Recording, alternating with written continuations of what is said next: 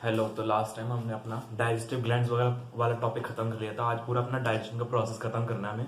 उससे आगे से स्टार्ट करें पूरा डाइजेशन का प्रोसेस। तो डाइजेशन के प्रोसेस में काफ़ी सारी चीज़ें आती हैं।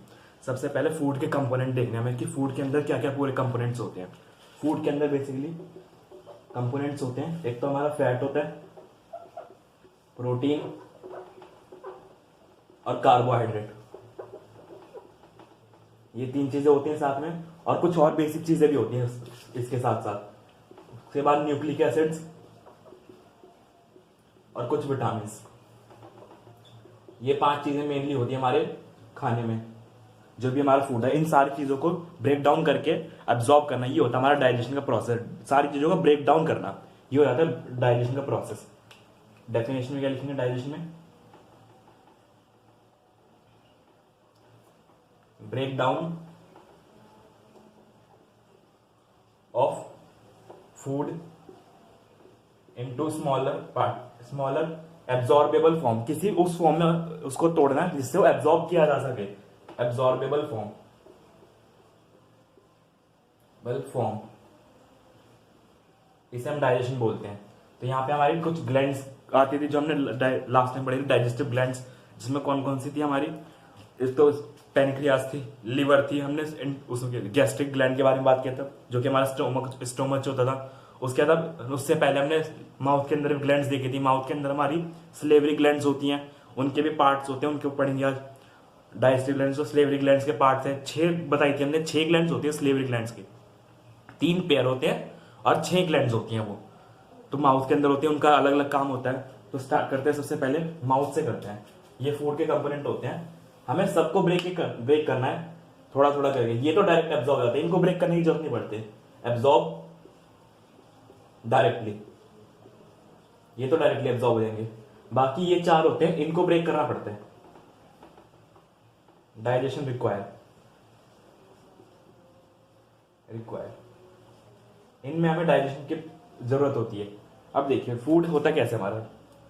फूड क्या होता है? बड़ा मॉलिक्यूल होता है, जैसे फैट ले ले, चाहे प्रोटीन ले ले, या चाहे कार्बोहाइड्रेट। ये क्या होते हैं? छोटी छोटी यूनिट से मिलकर बने होते हैं। कोई छोटी यूनिट होगी, जैसे घर बनाने के लिए ईंट चाहिए होती है, तो छोटी छोटी यूनिट्स को लेते हैं और बड़ी यूनिट बनाई जाती है। जैसे छोटी छोटी यूनिट्स को मिलाते हैं तो एक बड़ा मॉलिक्यूल बन जाता है इस तरह से। तो अब ये डायरेक्ट एब्जॉर्ब हो नहीं सकता, तो इसको तोड़ना पड़ता है। इसी चीज को हम डाइजेशन बोलते हैं। ऐसे साइड से तोड़ सकते हैं, बीच से तोड़ सकते हैं, या इस कोने से या सेंटर से। तो तोड़ते हैं तो क्या होता है? छोटी छोटी यूनिट्स मिलती है। अगर हम कोने से तोड़ते हैं तो क्या होता है? पूरा एक छोटी यूनिट मिल जाती है जिसको हम डायरेक्ट एब्जॉर्ब कर सकते हैं। अगर बीच से तोड़ेंगे तो 2 चेन मिल जाएंगी।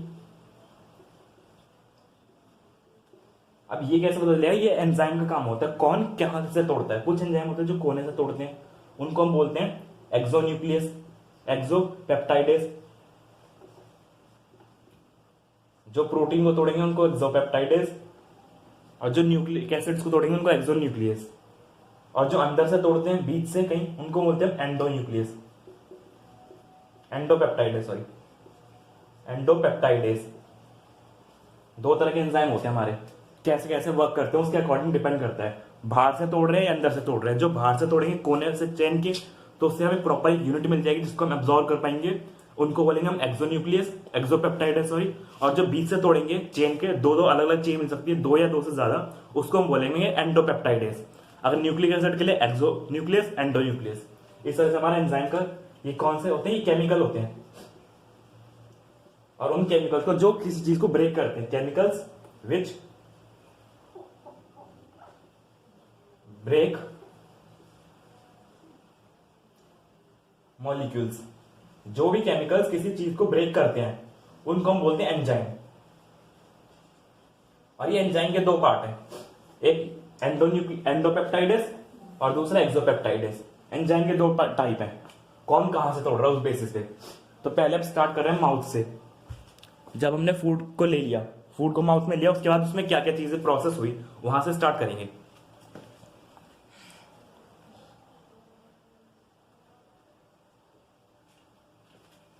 तो देखिए आगे करते हैं।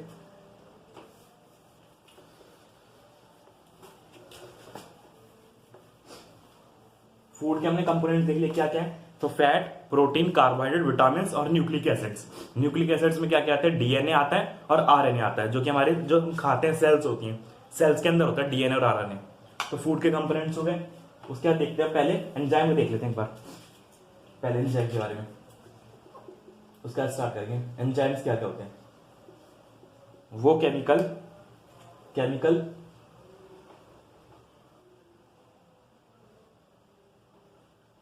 which break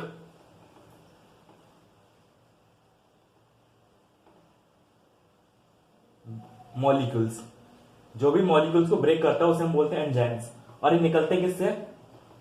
from exocrine glands. याद रहे, हमेशा एक्सोक्राइन ग्लैंड से निकलते हैं, एंडोक्राइन ग्लैंड से दूसरे तरह के केमिकल्स निकलते हैं। एक्सोक्राइन ग्लैंड्स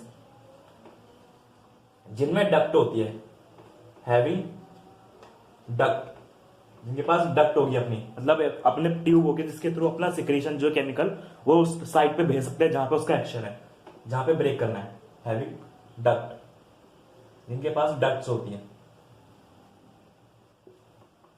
दूसरा आता है एंजाइम के टाइप, कौन कैसे काम कर रहा है। क्या थे? एक्सोन्यूक्लियस या फिर एक्सोपेप्टाइडेस।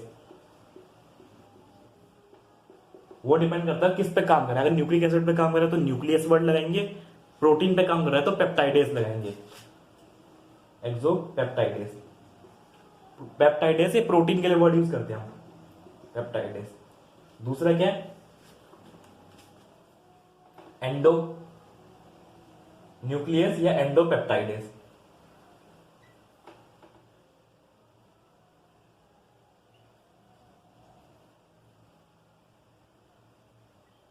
ये होते हैं हमारे एंजाइम के दो टाइप। कौन किस पे काम कर रहा है उस पर डिपेंड करता है।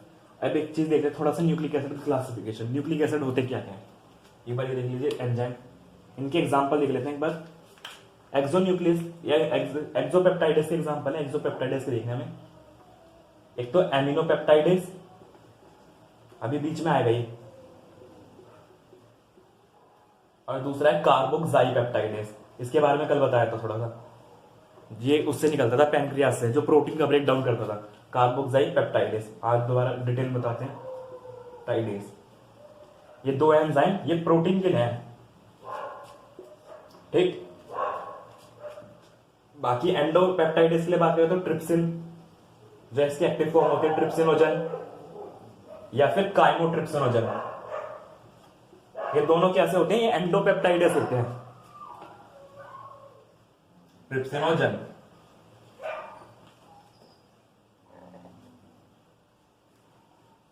ये कैसे होते हैं? दो एंडोपेप्टाइडेस के एग्जांपल होते हैं, 1 और 2, ठीक। इस तरह से हमारा क्लासिफिकेशन होता है एंजाइम का। ये कहां पे काम करेंगे? चेन है मान लीजिए किसी मॉलिक्यूल की, चाहे प्रोटीन की ले ले चाहे न्यूक्लिक एसिड की। मैं इसके एग्जांपल नहीं पढ़ने ज्यादा, न्यूक्लिक एसिड के, न्यूक्लियसिस के एंड से तोड़ रहे हैं तो ब्रेक एट, जो कि एंड में कट लगाते हैं कोनों पे, break at end points. End points पर जो भी कट लगाएंगे, और क्या करते हैं? गिव यूनिट, जिसको हम एब्जॉर्ब कर सकते हैं बॉडी में, यूनिट्स जिसको हम एब्जॉर्ब करना है। फाइनली पूरी चेन को तोड़ के हमें क्या बनाना होता है? छोटी छोटी यूनिट्स चाहिए होती हैं जो तोड़ के बनाते जाते हैं हम। तो ये कौन जब तोड़ते तो हमें यूनिट्स मिलते चल जाती है, फिर हम एब्जॉर्ब कर दिए जाते हैं। जो बीच से काटते हैं उनसे फिर हमें चेन ही मिलती है आगे, जैसे यहाँ पे होता है।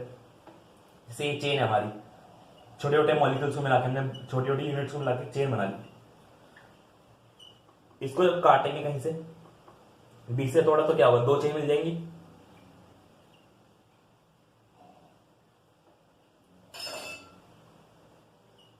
तो यहां पे हमें सिंगल यूनिट नहीं मिली जिसको हम एब्जॉर्ब कर पाएंगे। इस चेन को क्या होगा? हमें आगे और तोड़ना पड़ेगा, तब जाके इसको एब्जॉर्ब कर पाएंगे।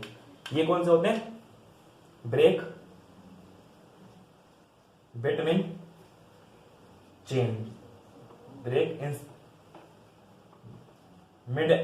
इन मिडल में करते हैं, ब्रेक मिडल ऑफ चेन।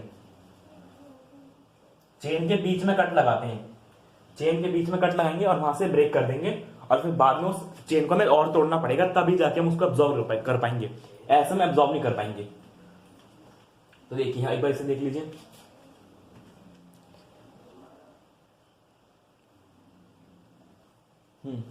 इसके बाद साथ ही साथ देखिए चेन को बोलते क्या क्या है। दो तीन चीजें बोली हमने यहाँ पे, एक तो छोटी यूनिट्स बोली इस तरह की जिसको हमें एब्जॉर्ब करना है, स्मॉल यूनिट्स।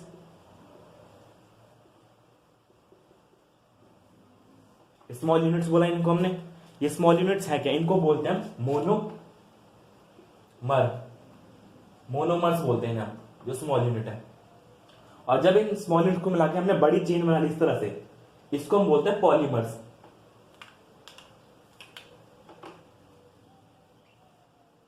इसमें पूरी चेन होती है, इसको हमें तोड़ना पड़ता है तब जाके मिलते हैं मोनोमर्स, मिलते हैं हमें, ये होते हैं पॉलीमर्स। इसके एग्जांपल क्या क्या होते हैं, वो सारी चीजें जो कि हमें ब्रेक करनी पड़ी है यहाँ पे, वो सारे पॉलीमर्स हैं। जैसे कौन कौन से, फैट, प्रोटीन और कार्बोहाइड्रेट। Carbohydrate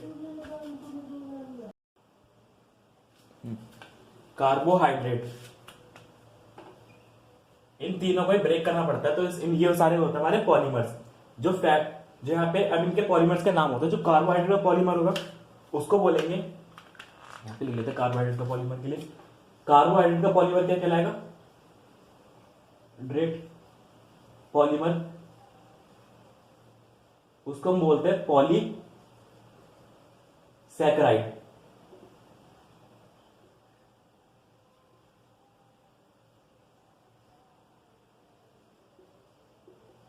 polysaccharides. दूसरा आता है फैट के पॉलीमर, क्या बोलेंगे हम, फैट का पॉलीमर होगा हमारा पॉलीग्लिसराइड्स।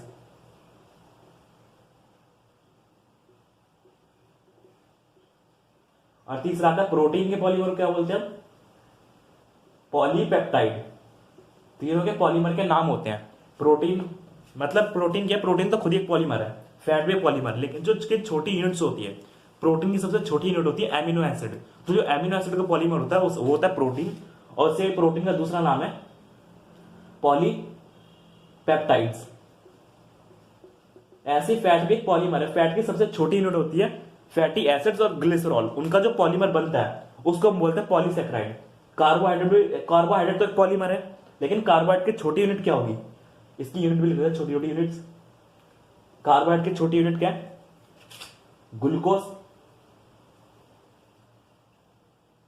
कार्बोहाइड्रेट तो पॉलीमर है, तो ग्लूकोज का पॉलीमर बनता है पॉलीसैकेराइड। फैट की क्या है, फैटी एसिड और ग्लिसरॉल। इन दोनों के जो पॉलीमर बनते हैं उसको हम बोलते हैं पॉलीग्लिसराइड्स। प्रोटीन में क्या होता है, एमिनो एसिड का पॉलीमर बनता है प्रोटीन, या तो प्रोटीन बोल दो या फिर पॉलीपेप्टाइड बोल दो। यहाँ पे फैट बोल लो चाहे पॉलीग्लिसराइड्स बोल लो, कार्बोहाइड्रेट बोले या पॉलीसैकेराइड बोले, दोनों एक ही चीज है, एमिनो एसिड्स। ये एमिनो एसिड्स क्या है, और फैटी एसिड, ये सारे मोनोमर,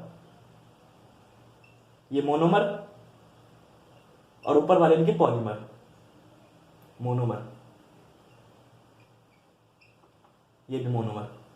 इन सबको मिलाएंगे छोटी छोटी यूनिट्स को, तो प्रोटीन बन जाएगा एमिनो एसिड से, फैटी एसिड और ग्लिसरॉल से फैट बनेगा, और ग्लूकोज से कार्बोहाइड्रेट बनेगा। ये इनके नाम होते हैं सारे, ठीक। तो सारी चीजें समझे। एक तो छोटी छोटी यूनिट्स को क्या हम बोलते हैं, मोनोमर बोलते हैं। बड़ी जब सारी यूनिट्स को मिला के बनाते हैं तो एक पॉलीमर बनता है। उस पॉलीमर के 3 एग्जांपल हमारे फैट, प्रोटीन, कार्बोहाइड्रेट। या तो फैट को या तो फैट पॉलीमर है, या तो फैट बोले या फिर पॉलीग्लिसराइड बोले, दोनों एक ही बात है। फैट का मोनोमर क्या होता है, फैटी एसिड या फिर ग्लिसरॉल। कार्बोहाइड्रेट भी एक पॉलीमर है, या तो कार्बोहाइड्रेट या फिर पॉलीसैकेराइड्स। उसका मोनोमर क्या है, ग्लूकोज है, या कुछ और शुगर्स भी हैं छोटी छोटी। तीसरा आता है प्रोटीन एक पॉलीमर है, प्रोटीन का मोनोमर क्या होता है, एमिनो एसिड। या पॉलीमर, प्रोटीन का प्रोटीन पॉलीमर, या तो प्रोटीन बोले या फिर पॉलीपेप्टाइड बोले, दोनों एक ही चीज है। तो यहाँ पे हमारे मोनोमर पॉलीमर खत्म होते हैं। अब स्टार्ट करते हैं डाइजेशन का प्रोसेस। जो भी चीजें बीच में आएंगी वो सारी यहाँ पे एक्सप्लेन हो गई।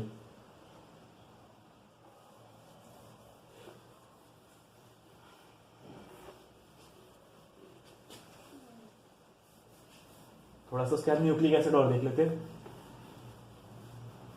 न्यूक्लिक एसिड देंगे।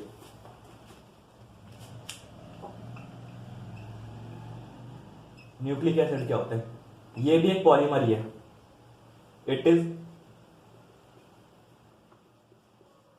ऑल्सो ए पॉलीमर, क्योंकि इसको भी ब्रेक करना पड़ता है, हमें न्यूक्लियस चाहिए होते हैं इसके लिए भी। न्यूक्लियस पॉलीमर होता है ये भी।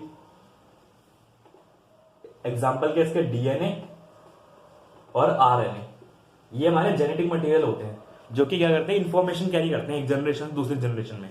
डीएनए, इनको भी ब्रेक करना पड़ता है। हम जो खाना खाते हैं वो सेल्स ही होती है, तो सेल्स खाते हैं तो उनके अंदर डीएनए और प्रोटीन, डीएनए और आरएनए भी होता है, तो उसको भी पचाना पड़ता है, तो उसके लिए न्यूक्लियसेस होते हैं। और न्यूक्लिक एसिड क्या होता है? पॉलीमर। तो इसका मोनोमर भी आएगा। मोनोमर क्या होगा इसका? इसका एक मोनोमर होता है, उसका नाम होता है न्यूक्लियोटाइड। न्यूक्लियोटाइड होता है इसका मोनोमर है ये। और ये मोनोमर कैसे बनता है न्यूक्लियोटाइड भी? ये भी 3 छोटी छोटी चीजों को मिलाते हैं तब जाके बनता है हमारा एक न्यूक्लियोटाइड। उस न्यूक्लियोटाइड को कैसे बनाते हैं? पहला एक होता है न्यूक्लियोसाइड और एक होता है phosphate group. Phosphate group, phosphate group मतलब PO4 -3, जो हम केमिस्ट्री में पढ़ते हैं वही है फॉस्फेट ग्रुप। दूसरा आता है न्यूक्लियोसाइड। अब ये किस चीज से मिलकर बनता है? ये बनता है, एक होता है नाइट्रोजन बेसिस और साथ में एक मिला जाती है शुगर। इन दोनों को मिला के बनता है एक न्यूक्लियोसाइड। जब इन दोनों जोड़ते हैं तो एक न्यूक्लियोसाइड बनता है। उसमें जब एक फॉस्फेट ग्रुप ऐड कर देते हैं तब बन जाता है न्यूक्लियोटाइड, जो कि मोनोमर है किसी न्यूक्लिक एसिड का। और जब इन मोनोमर्स को, काफी सारे मोनोमर्स को जोड़ देंगे न्यूक्लियोटाइड को, तब बन जाता है हमारा एक पॉलीमर, जिसको क्या बोलते हैं? Nucleic acid. Nucleic acid. और ये क्या है? मोनोमर क्या है इसका? न्यूक्लियोटाइड। और एक न्यूक्लियोटाइड में 3 चीजें हैं बेसिकली, एक तो फॉस्फेट ग्रुप, दूसरा न्यूक्लियोसाइड। न्यूक्लियोसाइड के अंदर 2 चीजें कौन कौन सी है? एक तो नाइट्रोजन बेस और शुगर, ये 2 चीजें इसके अंदर। तो आगे स्टार्ट कर रहे हैं अब डाइजेशन का प्रोसेस देखिए।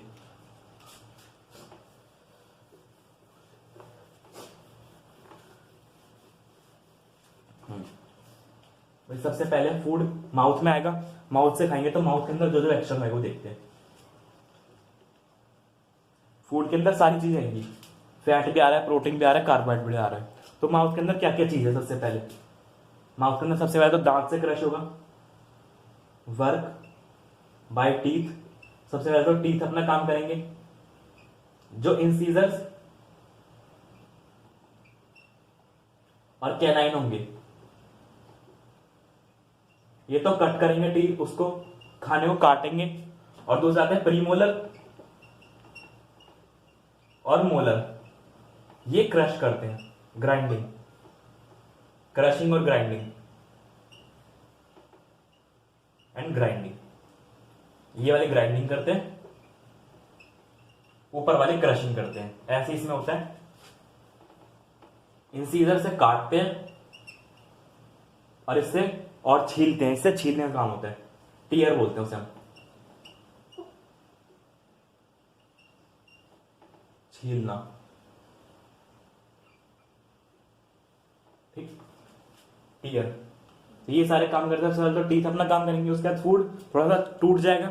अब आता है दूसरा काम एंजाइम्स का। ये तो क्या मैकेनिकल डाइजेशन, जो हमने खुद से किया है, क्योंकि डाइजेशन एक 2 तरह का प्रोसेस, 2 चीज होती है, एक फिजिकल, फिजियोकेमिकल और मैकेनिकल, दोनों प्रोसेस है। क्या लिखते हैं हम डेफिनेशन में? Mechanical and physicochemical process. तो मैकेनिकल काम हो गया, मैकेनिकल प्रोसेस हो गई ये वाली। अब आती है फिजियोकेमिकल, सेकंड।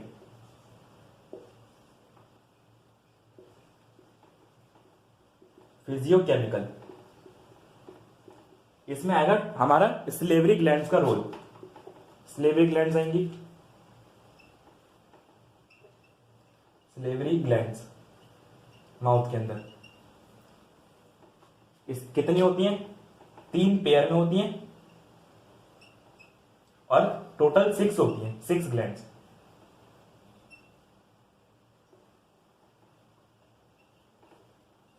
6 ग्लैंड्स। ठीक, इस तरह से हमारा अरेंजमेंट होता है। अब इनके बारे में पढ़ते हैं, एक बार इसे नोट कर लीजिए।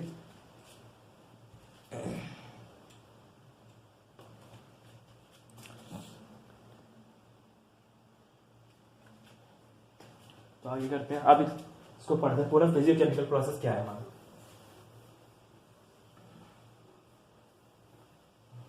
अभी तक सारा माउथ के अंदर ही चल रहा है।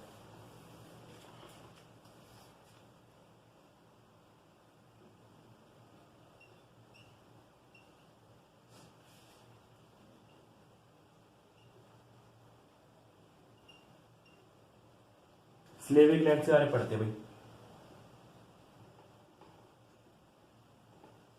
ये कितने तरह की होती है? 3 पेयर में होती है, तो दो दो होंगे सारी। नाम क्या होता है इनका? एक का नाम होता है पैरोटिड, दूसरी का नाम होता है सब मैंडिबल और सब मैक्सिले।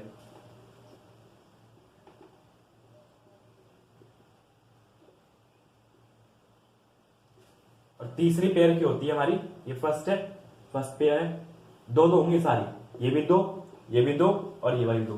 तीसरी कौन सी होती है? सब लिंगुअल, माउथ में होती है। ये भी कितनी होंगी? 2। टोटल 6 हो गई, 3 पेयर बन गए।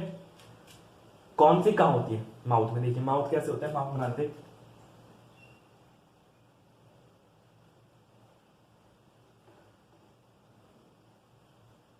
इस तरह से होगा। यहां पे टंग होगी,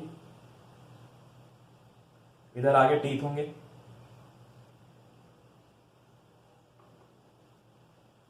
माउथ खोल के बना देते हैं। यहाँ पे टीथ होंगे आगे, आगे की तरफ। टीथ से तो भाई डाइजेशन हो गया। देखिए सबसे पहले पैरोटिड कहाँ होती है? पैरोटिड होती है बिलो चिक्स, या चिक्स के साइड में होती है, यहाँ पे इस साइड करीब। इसको क्या लिखते हैं हम?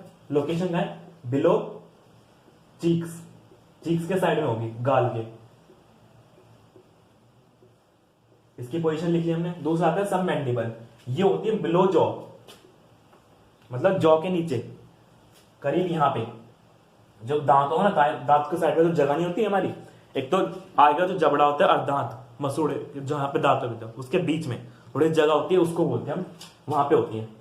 और थोड़ा दांतों के पास होती है below jaw, below lower jaw, सबसे इंपॉर्टेंट, लोअर जॉ के पास, अपर वाले जॉ के पास नहीं होती जॉ, जबड़े में।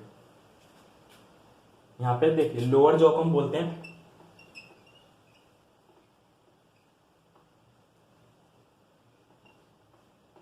लोअर जॉ को बोलते हैं मैंडिबल, और अपर जॉ को बोलते हैं मैक्सिले। लेकिन नाम इसको इस तरह देते हैं। तीसरी आती है सब लिंगुअल, ये कहां होती है? ये बिलो टंग होती है, टंग के नीचे।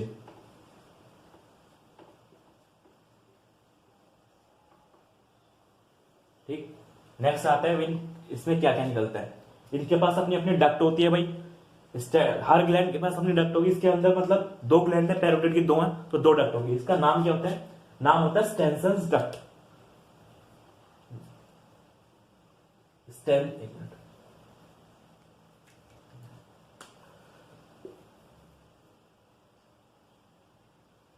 स्टेनसन्स डक्ट, इसके डक्ट का नाम है।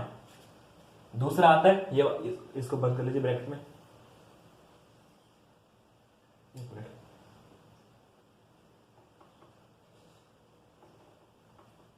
इसको बंद करना है, ये तो पॉइंट है।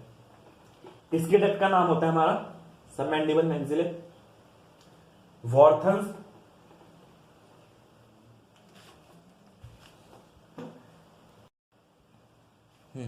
वॉर्टन्स डक्ट।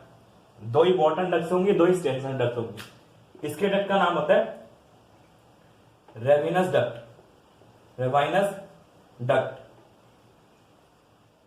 तीनों के डक्ट का अलग अलग नाम है, रेवाइनस डक्ट। अब जो एंजाइम निकलता है, तीनों से एक एंजाइम निकलता है। एंजाइम का नाम क्या होता है? जो फ्लूइड निकलता है उसको हम बोलते हैं सिलेवरी अमाइलेज,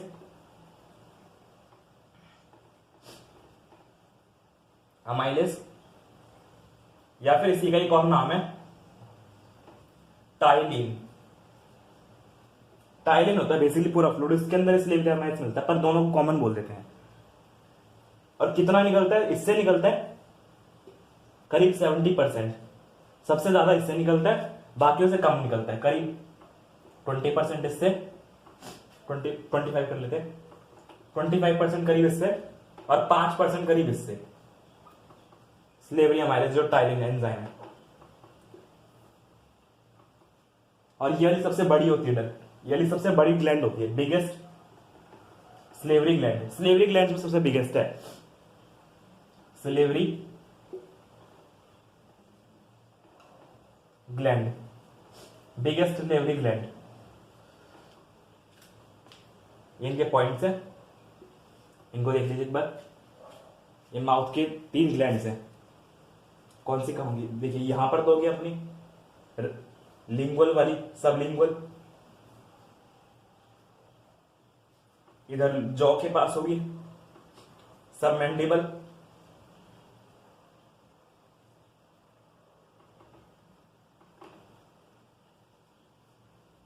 और बिलो चिक्स होती हैं करीब यहीं पे बना लेते हैं, क्योंकि चीक्स में जो साइड में होती है इधर करीब पैरोटिड, 3 होती हैं। पोजीशन ज्यादा इंपॉर्टेंट है, यहाँ पे अपर जॉ और लोअर जॉ कंडीशन होती है, तो लोअर जॉ के पास होती है, बिलो लोअर जॉ।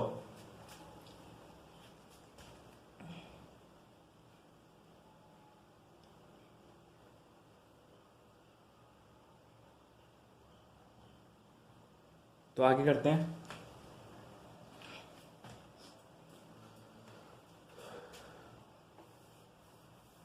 अब इस स्लेवरी अमाइलेज के टाइलिन की कंपोजिशन देखते हैं, इसमें क्या क्या होता है। टाइलिन होता है बेसिकली फ्लूइड जो निकलता है, उसी के अंदर स्लेवरी अमाइलेज होता है, बट हम दोनों के लिए कॉमन वर्ड यूज करते हैं, स्लेवरी अमाइलेज और टाइलिन, तो इसमें कंफ्यूजन ना हो। स्लेवरी अमाइलेज का एक दूसरा नाम है टाइलिन।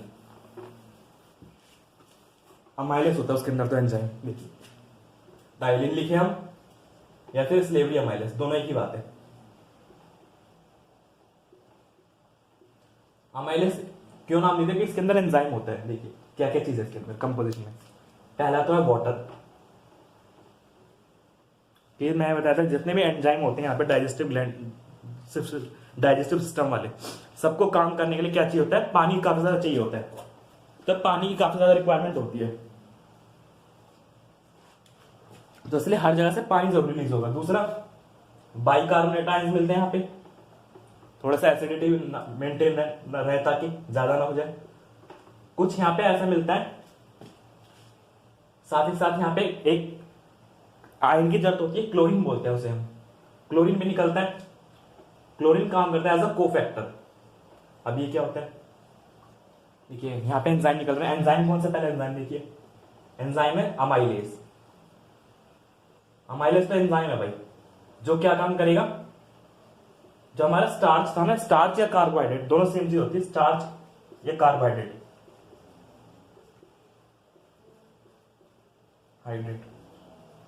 इसको ब्रेक करेगा।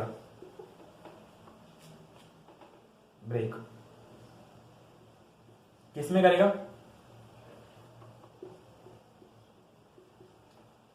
माल्टोज में और आइसोमाल्टोज। इसको अभी आगे देखते हैं, लेकिन इसको ब्रेक करता है कितना? 30% यहां पे ब्रेक हो जाता है, बाकी 70% आगे जाके स्मॉल इंटेस्टाइन में जाके होगा।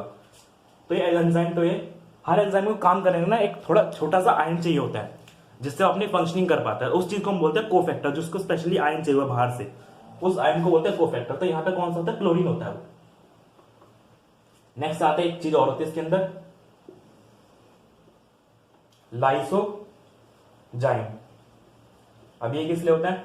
कोई बैक्टीरिया आ गया माउथ में खाने के साथ, उसको मारने के लिए, एंटीबैक्टीरियल।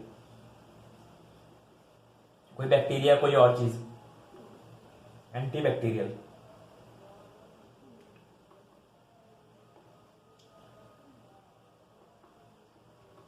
ये सारी चीजें मेनली होती है हमारी, हमारा जो टाइलिन होता है स्लेवरी एंजाइम, पानी, bicarbonate ions, chlorine, slavery amylase या अमाइलेज, इसी का ही नाम बोलते हैं टाइलिन, अमाइलेज एंजाइम और स्टार और लाइसोजाइम। ये चार पांच चीजें, 1 2 3 4 और 5, ये 5 चीजें होती हैं। थोड़ा बहुत पोटेशियम सोडियम भी होते हैं, सोडियम और पोटेशियम आयंस जो होते हैं, ये सारी बेसिकली चीजें उसके अंदर होती हैं। अब इनके काम देखते हैं यहाँ पे कैसे ब्रेक करता है, इसकी रिएक्शन देख लेते हैं। देखिए, कार्बोहाइड्रेट हो या फिर स्टार्च, दोनों सेम वर्ड है, इस पे काम करेगा कौन सा काम करेगा, अमाइलेज, और 30% डाइजेशन यहां पे कर देगा। किस किस में ब्रेक करेगा, माल्टोज में, आइसोमाल्टोज में और डेक्सट्रोज में, डेक्सट्रंस में, डेक्सट्रंस। माल्टोस आइसोमाल्टोस होते क्या, देखिए जो हमने पॉलीमर की चेन बनाई थी ना, ये तो पॉलीमर होता था, इसको पॉलीमर बोलते थे, और इस एक सिंगल यूनिट को क्या बोलते थे, मोनोमर। और बाई चांस मैं इसे तोड़ के ऐसा लिया हूं कि 2 यूनिट आपस में जुड़ी हुई इस तरह से, ये जो बना इसको हम बोलते हैं डाइमर, डाइमर बोलते हैं इसे हम। तो माल्टोस कहते हैं एक तरह का डाइमर होता है, ये भी एक डाइमर है और ये भी एक डाइमर है, ये सिंगल ग्लूकोज होता है, ये मोनोमर है, बाकी 2 डाइमर है हमारे।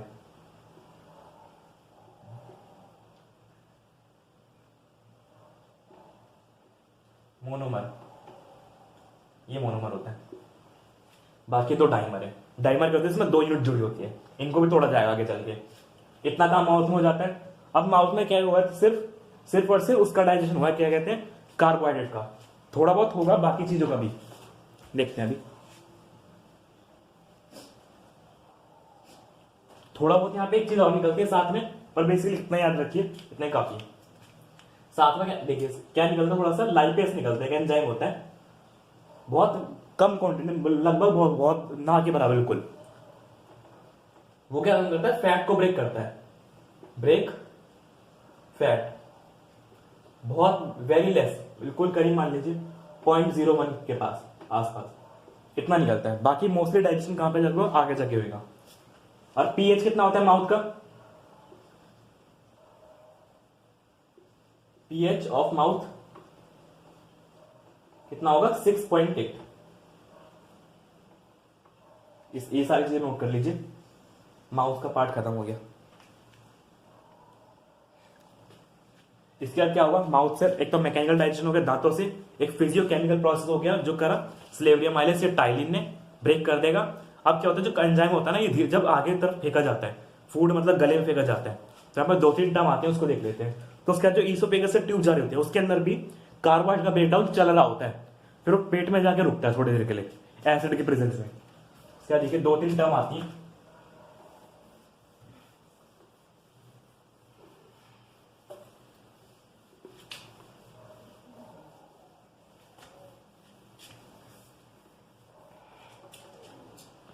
दो तीन टर्म आती है। एक तो मैस्टिकेशन, इसका मतलब होता है जो दांतों से हम पीसते हैं ना, खाने को पीस के चूरा करते हैं, मिक्सिंग अच्छे से, क्रशिंग एंड मिक्सिंग, उसमें जो अपना जो एंजाइम है सारा उसमें अच्छे से मिक्सिंग करना, जो हमने खाया थूक वगैरह जो होता है, एंड मिक्सिंग, इसका मतलब होता है। दूसरा टर्म आती है तो आती है डीग्लूटिनेशन, डीग्लूटेशन,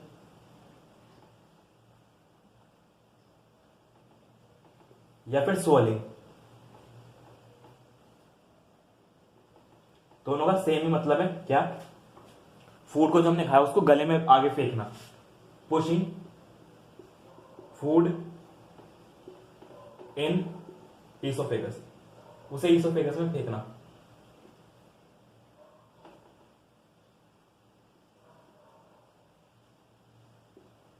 ये सारी चीजें होती है, ये 2-3 टर्म आती है, बुक में लिखी होती है, कंफ्यूज ना है। ठीक, आगे करते हैं। दोनों मतलब सेम है, स्वेलिंग बोल लो या डीग्लूटेशन बोल लो। अब देखते हैं आगे, ईसोफेगस से पास हो रहा है फूड, उसमें अभी तक भी डाइजेशन चल रहा है कार्बोहाइड्रेट का। अब जाएगा पेट में, आगे पेट में कौन सा स्पिंटर को पास करके, एक तो या तो गैस्ट्रोफेजियल स्पिंटर या फिर उसी का नाम होता है कार्डियक स्पिंटर, उसको पास करके पेट के अंदर आएगा।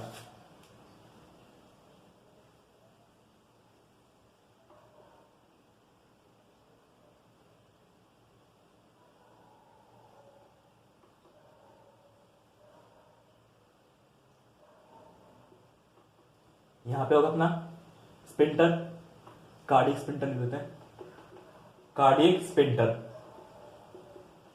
कार्डियक स्पिंटर को एक बार क्रॉस करेगा फूड, यहां पे आ जाएगा। अब यहां पे ये वाला पार्ट कौन सा होता था, फंडस।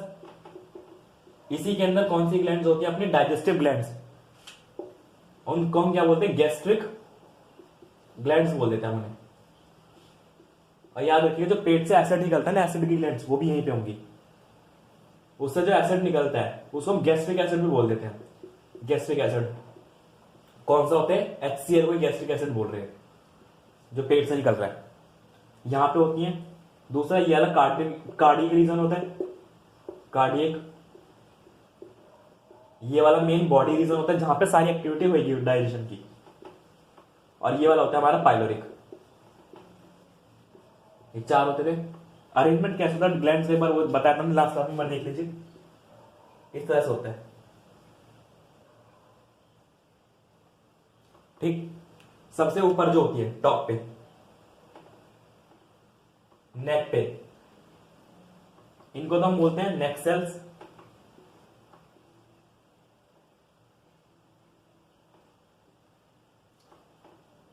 जो क्या काम करेंगी, अपना वो निकालेंगे, अपना सिक्रीशन, जो म्यूकस वाला होता है, गॉबलेट सेल्स होती हैं, गॉबलेट सेल्स। दूसरा इसके नीचे आते थोड़ा,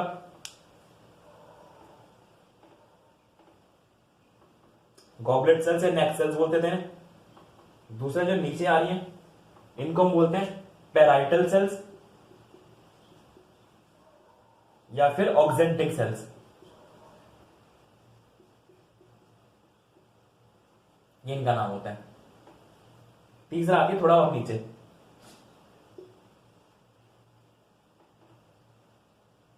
वाला कलर से आती है,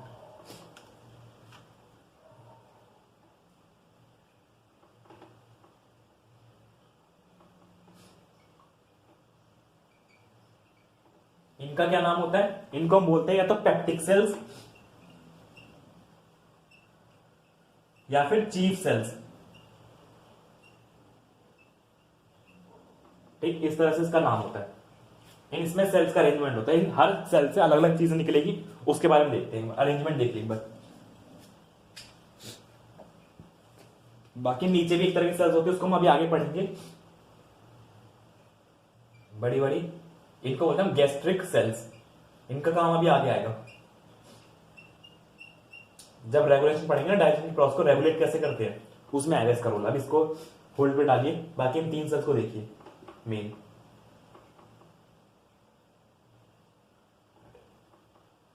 दो और तीन, ये तीन नेक सेल्स और गॉबलेट सेल्स एक ही चीज है। तो आगे देखते हैं।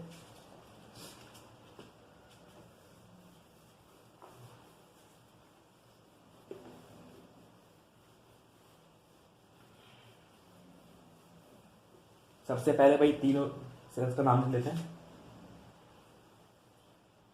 गॉबलेट सेल्स या नेक सेल्स, दोनों एक ही चीज है, और नेक सेल्स, ठीक। इसका काम। दूसरा आता है HCl वाली, कौन सी है, पेराइटल, पेराइटल सेल्स लिख लेते हैं, एक ही नाम काफी है। और तीसरी आती है पेप्टिक सेल्स। देखिए गॉबलेट सेल से क्या क्या निकलता है, वाटर, बाइकार्बोनेट आयंस, और साथ ही साथ थोड़ा सा म्यूकस, जो कि पेट की लाइनिंग को सेफ रखेगा। अगर ये नहीं होगा तो क्या क्या पेट जल जाएगा। HCl जैसे पेट के कांटेक्ट में आएगा स्किन के, तो वहीं से स्किन जल जाएगी, जो दिक्कत वाली बात है। तो ये इससे ही निकलता है। ये काम करता है फूड का लुब्रिकेशन, लुब्रिकेशन करेगा तो फूड का। दूसरा क्या काम करेगा, प्रोटेक्ट फ्रॉम एसिड,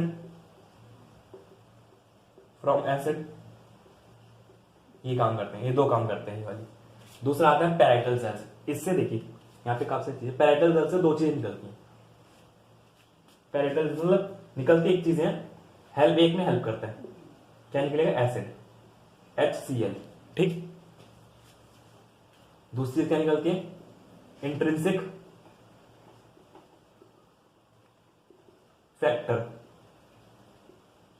कौन से होते हैं? कैस्टल, केमिकल होते हैं एक तरह के, इसको हम पढ़ते हैं, इसका रोल। ये 2 होते हैं, थोड़ा दूर करके बनाते हैं।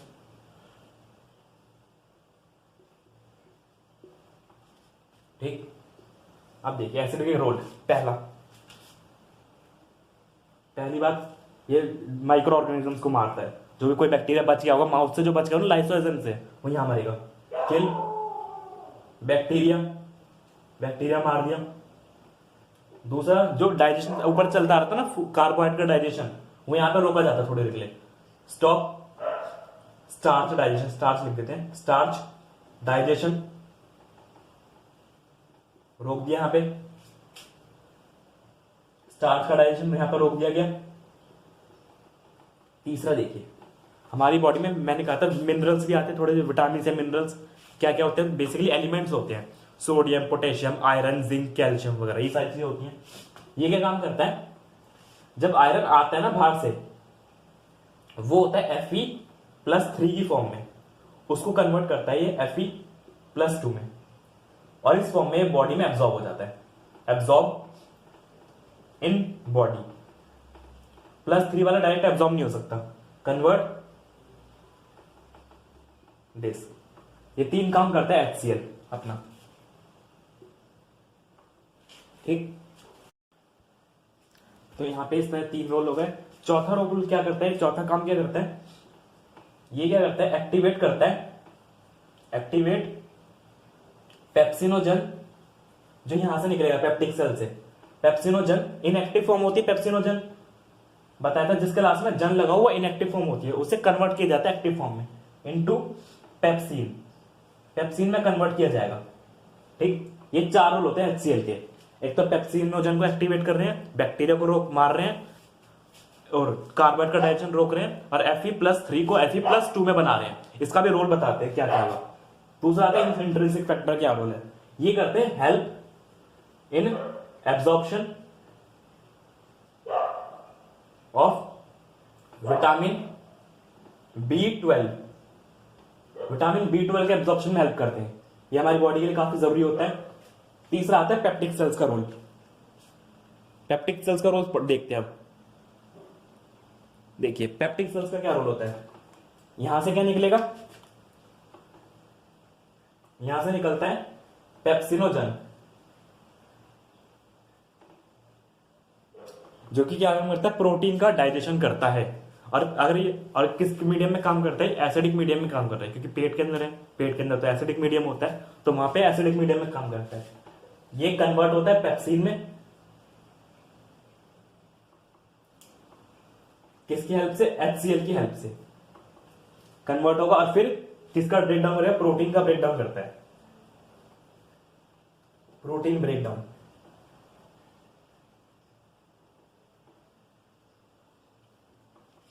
इस तरह से ये काम होते हैं इनके, किसके क्या क्या काम है।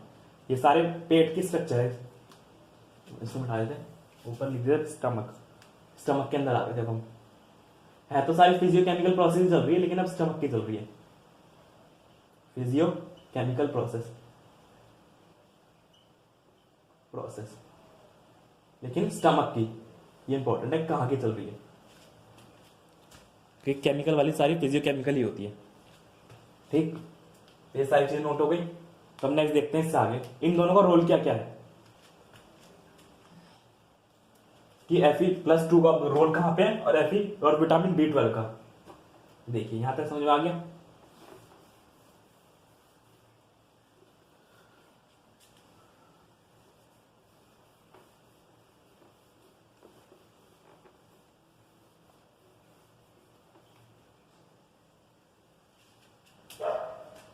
सबसे पहले बात करते हैं यहां पे Fe+2 का। Fe+2 का रोल क्या है, और इधर बात करते हैं विटामिन B12 की। दोनों को क्या काम करेंगे? देखिए सबसे पहले आयरन क्या करता है, देखिए हमारी बॉडी में एक प्रोसेस होती है जिससे हमारी बॉडी में आरबीसी बनती है। आरबीसी होती है रेड ब्लड कॉर्पसेल्स, जिससे क्या होता है हमारी बॉडी में लाल कलर आता है खून का, और साथ ही ये ऑक्सीजन का ट्रांसपोर्ट में हेल्प करती है जो आरबीसी होती है। इसको हम आगे आएगा, नेक्स्ट चैप्टर है। तो क्या करते हैं, आरबीसी खून का ट्रांसपोर्ट करती है बॉडी में, और खून का ट्रांसपोर्ट में ऑक्सीजन का ट्रांसपोर्ट करती है, बेसिकली खून में होती है। और रेड कलर की होती है, रेड कलर आता है इनकी वजह से, इनके अंदर पिगमेंट होता है हीमोग्लोबिन, उससे ऑक्सीजन का ट्रांसपोर्ट होता है बॉडी में। तो आरबीसी बहुत इंपॉर्टेंट होती है। ये क्या काम करता है, आरबीसी फॉर्मेशन की प्रोसेस को, आरबीसी क्या है, रेड ब्लड कॉर्पसेल्स, काम क्या है इनका, ऑक्सीजन को ट्रांसपोर्ट करती है बॉडी में जगह जगह, और सेल्स के पास पहुंचाती है बॉडी की, फिर वहां पे ऑक्सीजन को यूज करती है और एनर्जी गेन करते हैं हम कोई भी काम के लिए, ऑक्सीजन ट्रांसपोर्ट। और इसके फॉर्मेशन को क्या बोलते हैं हम,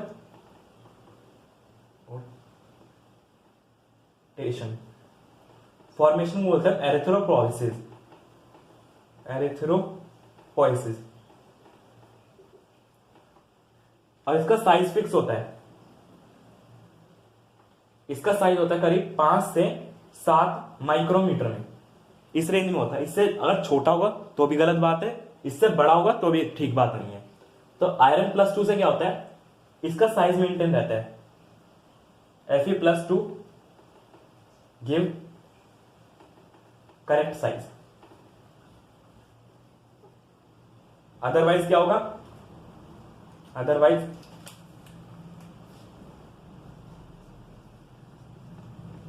आरबीसी का साइज छोटा हो जाएगा। ये नहीं होगा तो क्या होगा, अगर Fe+2 नहीं बनता तो क्या होगा, आरबीसी साइज डिक्रीजेस और एंड बिकम वेरी स्मॉल, और उनका साइज बहुत कम होके काफी छोटी रहेंगे, बिकम वेरी स्मॉल, छोटी हो गई, बहुत ज्यादा छोटी हो गई। अब इनका कोई काम, जो काम करती है ना ट्रांसपोर्ट का, वो काम तो कर नहीं पाएंगी। छोटे से अंदर क्या क्या आएगा, ऑक्सीजन आ ही नहीं पाएगी। तो छोटी छोटी हो गई, अब इनका काम नहीं रहा तो क्या करेगी, बॉडी इनको डिस्ट्रॉय कर देगी, बॉडी डिस्ट्रॉय इट। बॉडी जो भी फालतू चीजें होती है ना हमारी बॉडी में, जो भी मरी हुई सेल्स होंगे जिनका कोई काम नहीं है, उसको डिस्ट्रॉय कर देती है हमारी बॉडी इट। जिससे क्या होगा भाई, जो काम की आरबीसी बन नहीं रही है, जिससे क्या होगा, जब आरबीसी कमी हो जाएगी हमारी बॉडी में, ऑक्सीजन ट्रांसपोर्ट नहीं हो पाएगी, हमारे को एनर्जी नहीं मिलेगी, हमें थकावट फील होगी। और इसको हम नाम क्या देते हैं, जिससे क्या होगा, हमें बीमारी होती है एक माइक्रोसिटिक अनीमिया। अनीमिया 2 टाइप का होता है, ये था माइक्रोसिटिक, किससे हुआ, आयरन की कमी से हुआ, आयरन +2 की कमी से। क्योंकि क्या हुआ, उसमें आरबीसी काउंट घट गया हमारा, क्योंकि आरबीसी जो बन रही थी वो करेक्ट साइज की नहीं थी, काफी छोटी बन रही थी, जिस वजह से ना वो कोई काम कर पा रही थी। काम क्या था उनका, ऑक्सीजन ट्रांसपोर्ट, जिस वजह से बॉडी ने डिस्ट्रॉय कर रही थी। जबकि आयरन +2 से इनका करेक्ट साइज आ जाता है। दूसरा आता है विटामिन B12, ये क्या काम करता है, ये भी करेक्ट साइज देगा, आरबीसी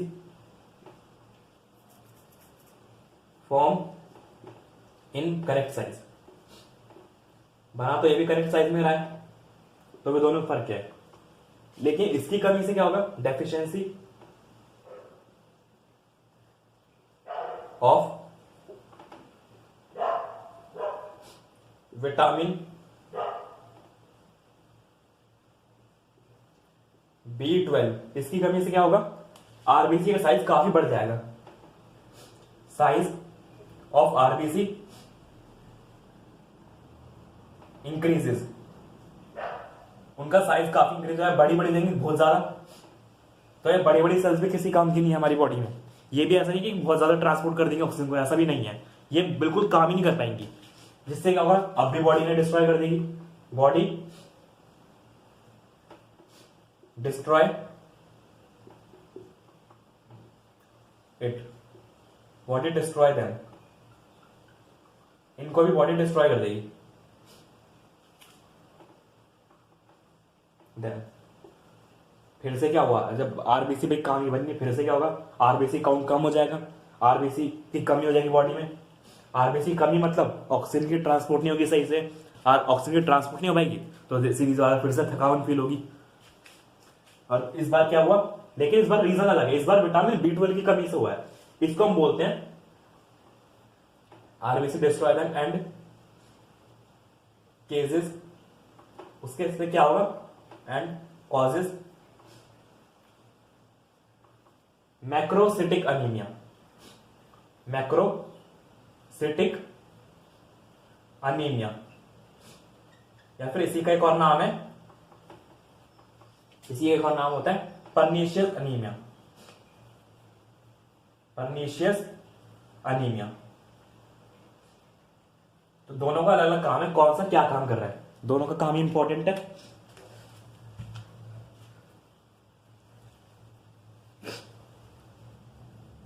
देखिए दोनों अनीमिया समझ में आए। आरफी +2 की कमी से हमारे को माइक्रोसिटिक अनीमिया होता है, जिसमें आरबीसी का साइज कम हो जाता है, और विटामिन बी 12 की कमी से होता है हमें मैक्रोसिटिक अनीमिया, जिसे हम पर्नीशियस अनीमिया बोलते हैं, जिसमें आरबीसी का साइज काफी बढ़ जाता है जब कमी होती है। तो ये दोनों काम स्टमक में मेंटेन रहने चाहिए। एक भी कमी होगी तो डाइजेशन में प्रोसेस में दिक्कत आएगी, बॉडी में दिक्कत आ जाएगी। साथ साथ बाकी ये प्रोटीन का तो डाइजेशन कर ही रहा है, हेल्प कर ही रहा है। HCl कर रहा था ना, HCl से ये बना था, HCl क्या कर रहा था, उसको पेप्सिन को भी एक्टिवेट कर रहा था, पेप्सिनोजन को, जिससे प्रोटीन का डाइजेशन हो रहा था। तो वो अलग चीज है, वो तो हो जाएगा, प्रोटीन का डाइजेशन भी अच्छे से चल गया। साथ साथ एक चीज और आती है पेट के अंदर, प्रोटीन भी काफी तरह के होते हैं। देखिए एक एडल्ट बनने में तो ये सारी चीज अच्छे से हो जाएंगी। एक एडल्ट बंदा तो वही प्रोटीन में पेप्सिनोजन पेप्सिनोजन पे काम होगा, पेप्सिनोजन पेप्सिन में बदल के प्रोटीन को डाइजेस्ट कर देगा। लेकिन छोटे बच्चे में क्या होता है, छोटे बच्चे में इतनी एबिलिटी नहीं होती कि वो सारे प्रोटीन को अच्छे से खा पाए, अच्छे से पचा पाए। बेसिकली छोटे बच्चे दूध पे रहते हैं, दूध क्या होता है, उसमें एक प्रोटीन होता है केसीन करके, मिल्क प्रोटीन,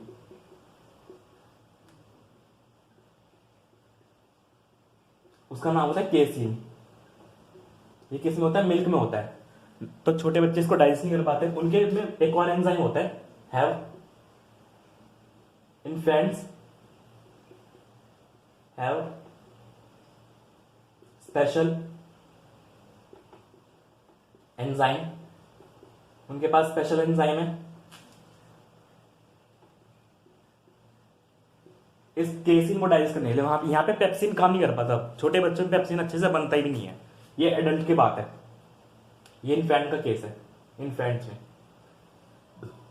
उसका नाम क्या होता है, रेनिन, RENNIN। इसकी स्पेलिंग इंपॉर्टेंट है काफी, स्पेलिंग यहाँ पे RENNIN आएगा, क्योंकि एक और रेनिन भी होगा, वो आगे आएगा सिलेबस में, जो RE सिंगल N वाला होगा, सिंगल NIN। ये क्या काम करेगा, इस केसिन को डाइजेस्ट कर देगा, डाइजेस्ट केसिन। इसकी खासियत क्या है, ये टाइम के साथ जैसे बड़े होते जाते हैं उसके अंदर डिक्रीज हो जाता है, डिक्रीजेस विद टाइम, टाइम के साथ ही डिक्रीज होता चला जाता है। मतलब बड़े बंदे में नहीं मिलता है, सिर्फ छोटे बंदों में मिलता है, जो छोटे बच्चे होते हैं। ये इसके लिए इंपॉर्टेंट पॉइंट है। ये ऐसा एंजाइम है जो कि टाइम के साथ साथ घटने लगता है, और बाकी एंजाइम मोस्टली बढ़ने लगते हैं।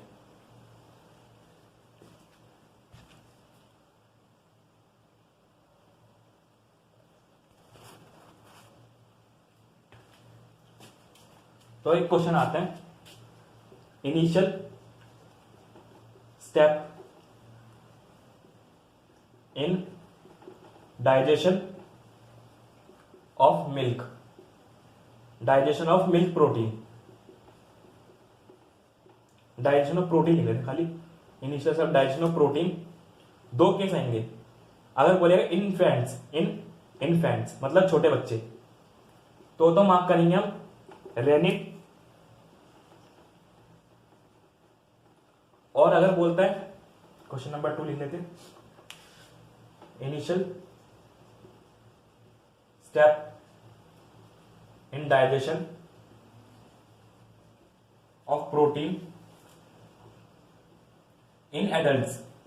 अगर खाली प्रोटीन बोला, इन प्रोटीन बोल दिया, खाली प्रोटीन बोल दिया, इन स्टमक खाली, या तो प्रोटीन बोल दिया खाली, या फिर बोल दिया इन एडल्ट्स। अगर एडल्ट्स नहीं लिखा है तो हम एडल्ट्स मान के चलेंगे। तो इसमें आंसर क्या आएगा, ये इसका आंसर है इसमें क्या आंसर आएगा फिर आएगा यहाँ पे पेप्सिन, क्योंकि बड़े बनने में रेनिन तो मिलेगा नहीं, तो पेप्सिन ही काम करता है वहां पे। छोटे बच्चों में पहले रेनिन काम करता है, बाद में पेप्सिन करेगा थोड़ा बहुत, मोस्टली रेनिन करता है। या तो यहाँ पे खाली प्रोटीन लिखा हो डाइजेशन ऑफ प्रोटीन, अगर ये एडल्ट वहां लिखा हो तब भी हम एडल्ट मान के चलेंगे, और एडल्ट लिखा है तो और अच्छी बात है।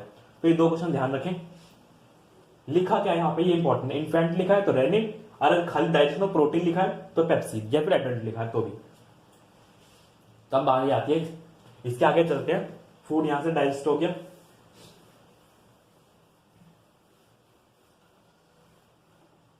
यहां पे थोड़ा सा प्रोटीन का डाइजेशन भी हो गया। अब आगे आते हैं, अब जाएगा सारा फूड स्टमक से पास करके पाइलोरिक स्पिंटर को पास करेगा स्टमक से, passes pyloric sphincter, pyloric sphincter. ये फूड अभी अभी स्टमक से आया, तो इसका नेचर कैसा होगा? अगर नेचर देखे तो इसका नेचर होता है acidic, nature is acidic, acidic nature का है। और पेट का पीएच देख लीजिए, स्टमक पीएच ये कितना होता है? ये होता है करीब 1.8 के आसपास। नेचर एसिडिक है, तो इस फूड को, ये ऐसा फूड होता है पार्शियली, फिर लाइन लिखी रहती है partially digested food, digested food. इसमें थोड़ा सा डाइजेशन हो गया, थोड़ा सा रह गया। इसका नाम दिया जाता है काइम, काइम बोला जाता है इसे।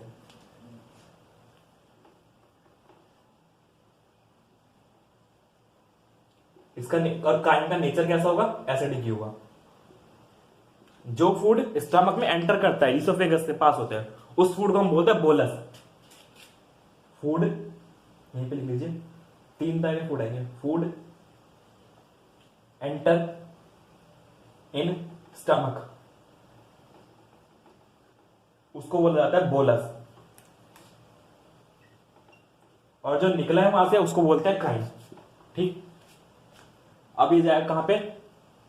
Enter in small intestine. Small intestine में कहां पे? स्मॉल इंटेस्टाइन के में 3 पार्ट है, उसमें भी ड्यूडेनम में, ड्यूडेनम वहां पे हो गया आगे प्रोसेस। देखिए अब वहां पे हमने जब ग्लैंड्स के बारे में बताया था, डाइजेस्टिव ग्लैंड्स के बारे में, तो काफी सारी चीजें बताई थी। वहां पे 2-3 ग्लैंड्स वर्क करती हैं वहां पे अपनी। एक तो वहां पे लीवर से भी कुछ सिक्रेशन आ रहा था, जो भी उसके अंदर गिरा था हेपेटोपेनक्रियाटिक डक्ट के थ्रू लिवर का और साथ साथ पैनक्रियास का, दोनों का सिक्रेशन गिर रहा था। और साथ साथ वहां पे स्मॉल इंटेस्टाइन अपना भी कुछ सिक्रेशन निकालती है। तो 3 तरह के सिक्रेशन मिलते हैं वहां पे, लिवर का, पैनक्रियास का और स्मॉल इंटेस्टाइन का। तीनों का सिक्रेशन फूड पे काम करता है और फूड को ब्रेक करता है। देखते हैं अब आगे कैसे कैसे ब्रेक होएगा। सबसे पहले देखते हैं लीवर क्या काम करेगा। लीवर का देखते हैं।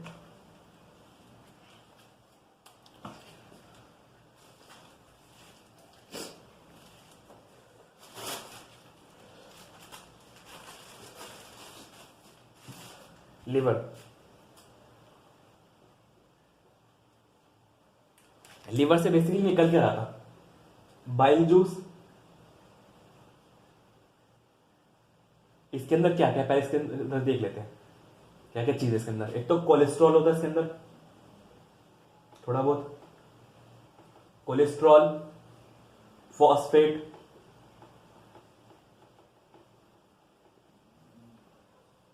साथ ही साथ सॉल्ट्स होते हैं इसके अंदर। सॉल्ट्स कौन कौन से? 3 बताया था हमने। तो सोडियम, पूरा लिख लेते, सोडियम, कलर कर देते, सोडियम बाइकार्बोनेट,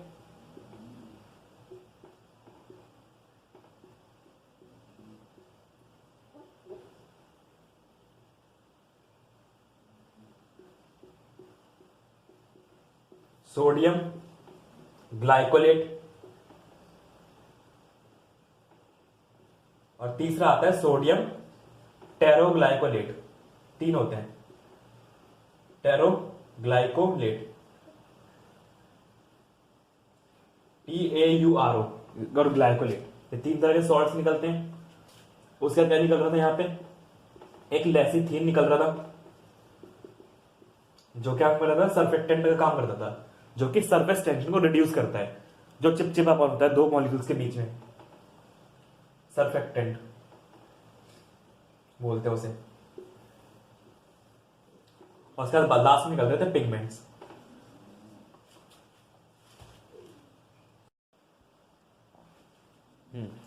पिगमेंट्स होते हैं, पिगमेंट्स कौन कौन से होते हैं? एक तो बिली रूबिन और नेक्स्ट होता है बिली वर्निन। ये सारी चीजें होती है बाइल जूस में, सबका अलग अलग काम है। ये तो नॉर्मली निकलती है, इसका कोई और वाटर भी होता है साथ में,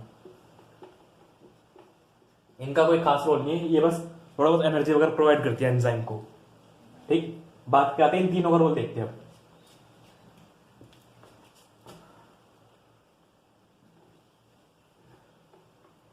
पहले तो हमने लास्ट में बताया भी था, यहीं से देख लेते हैं इसका रोल। लेसिथिन करता है सर्फेक्टेंट, काम करता है सरफेस टेंशन को रिड्यूस करेगा, रिड्यूस सरफेस टेंशन, जिससे क्या होगा, जो बड़ा मॉलिक्यूल था ना फूड का, जो चिपचिपा होता है, वो आपस में छोटे छोटे पार्टिकल्स में टूट जाएगा, छोटे छोटे पार्टिकल्स में। बड़ा मॉलिक्यूल था, जब सरफेस टेंशन रिड्यूस हो गया तो छोटे छोटे पार्टिकल्स में टूट गया एकदम से।